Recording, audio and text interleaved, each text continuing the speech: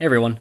In a previous video, you may have seen the cardboard cutout of Dale Cooper that I bought, or at least Mr. Jackpot. He has kind of a Dougie expression on his face. But you may have seen that. Obviously, I'm a big Twin Peaks fan. I have been since my late teens, and the new episodes are one of the few things that are keeping me from being horribly depressed in my life. But so I got that cardboard cutout of Cooper, and that was probably the dumbest thing I've ever bought. Well, maybe not ever, but at least the dumbest Twin Peaks thing I've ever bought. But I like it. It's fun. I come home and I see him and it makes me smile. But I thought, as a counterpoint to that, the coolest thing I bought just came in today, and that is the Owl Cave ring, or Teresa Banks's ring from Twin Peaks. As you may remember, the ring was not in the original TV series, those first two seasons, but it was introduced in the movie Fire Walk with Me. Teresa Banks has it. It makes her arm numb, and then it disappears from her when she's dead. And then it shows up underneath a trailer or on a dirt pile or ash pile at the trailer park. And Chet Desmond, played by Chris Isaac, goes to retrieve it, and he disappears. And then it shows up with Mike in the body of Phil Gerard trying to give it to Laura Palmer. But it's also referenced by the man from another place in the room above the convenience store. He says, "With this ring, I'll be tidy wed." So, and then toward the end of the movie, Phil Gerard slash Mike throws the ring into the train, and Laura puts it on. And the theory there is that having the ring on prevents Laura from being inhabited by Bob, and that's why Bob kills her. And then it was always thought that she ascended to the White Lodge after that, because the last time we see her chronologically is in the waiting room. But then some events from Twin Peaks: The Return have cast doubts on that. Might as well show the ring while I'm talking about it. Forgive the poor lighting. I'll try if I move my angle. So, once we get to the return, we find out that Dougie Jones. By the way, there's going to be spoilers up until part 13 of the return, because that's the last one I saw. And that's, with the exception of the people who saw episode 14 leaked, that doesn't air till tomorrow from when I'm recording this. So, up till episode 13.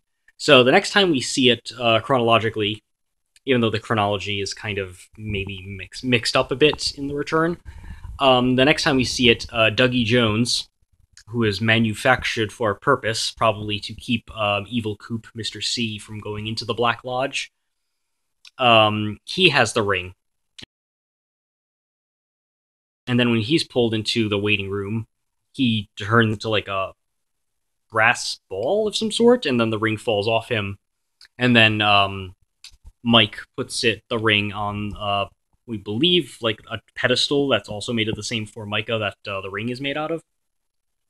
So that happens. And then the next time we see it is in part 13.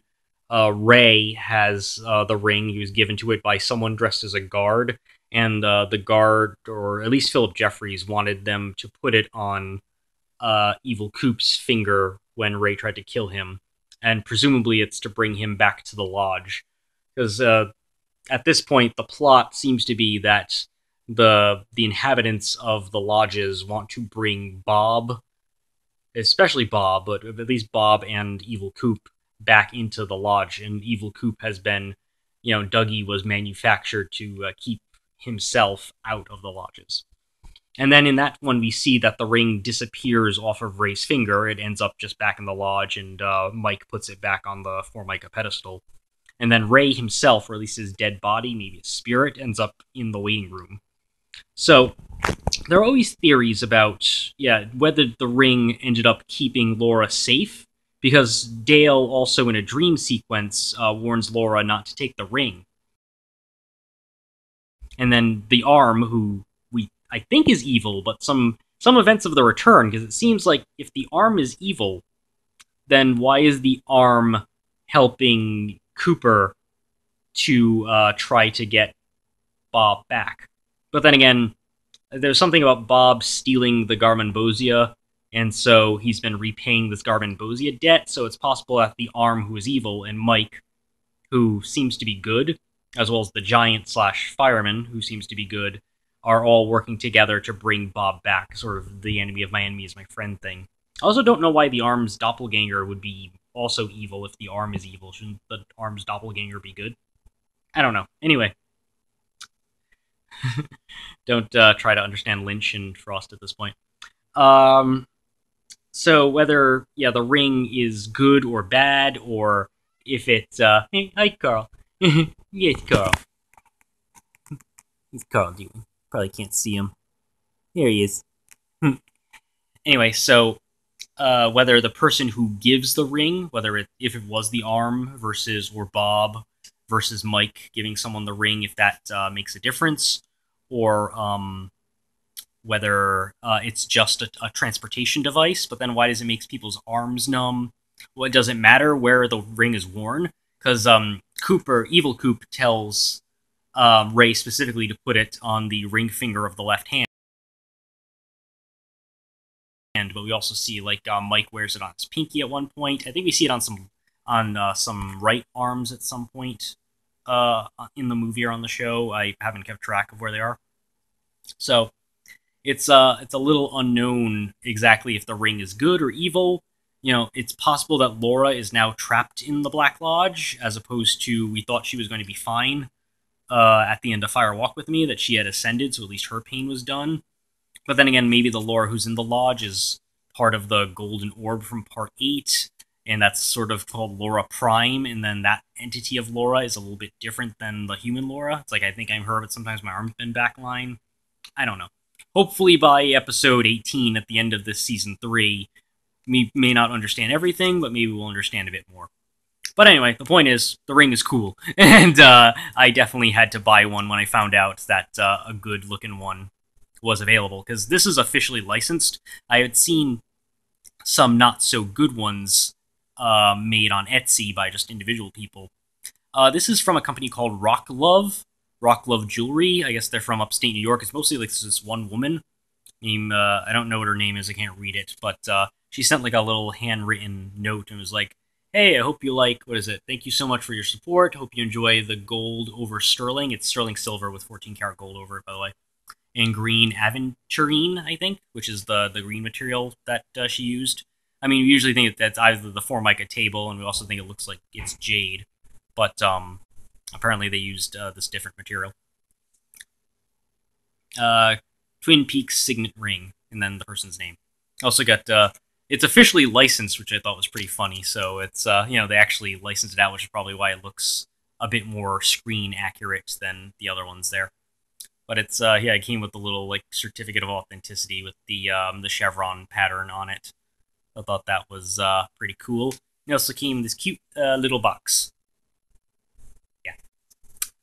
They had a few different sizes. I think they had sizes 6 through 13. I have slender little woman fingers, so I picked a size 6, and actually it's pretty comfortable, though it's not too heavy on the weight. It's not going to slide off my hand or anything. It's by the way, I was looking at what the proper way to wear it is. I think from the screen caps, it's if your hand is up, then the symbol looks like that, as opposed to wearing it with that side up. You get what I'm saying, right? Good, because I'm not explaining it well. But yeah, so I got the size 6. It fits well on my finger. It's not going to fall off or anything. It's got a good weight. It's not too heavy, not too light, and I really like how it looks. I think it looks pretty cool. I'm not really mostly a fan of man jewelry. It makes me think of Goombas or people like Scaramucci, who worked for Trump for 11 days. So not quite a fan of man jewelry in general, but whatever. I'm probably never going to get married, so I might as well wear a ring on my ring finger. So, thought it was cool. So anyway, I thought I'd share that. It's RockLove.com if you want to get one yourself. They're a little pricey, but, it's pretty much around jewelry prices. I mean, it says it was a limited time offer. As far as I know, there's some still available.